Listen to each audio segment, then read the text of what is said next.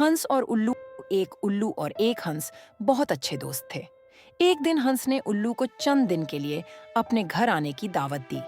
दोनों ने साथ में खूब वक्त गुजारा।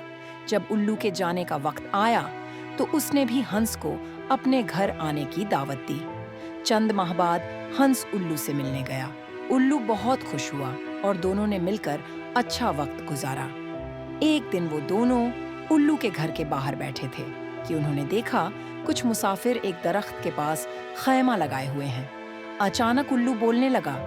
मुसाफिरों ने समझा कि ये कोई अनोखी आवाज है और उन पर कोई बदकिस्मती आने वाली है। चनांचे उन्होंने फैसला किया कि उल्लू को मार डाला जाए।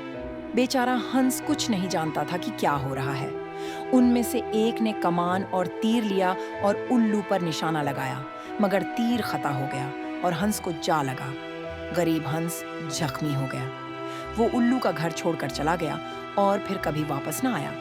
सबक: दोस्त बनाते वक्त सोच समझकर इंतखाब करो।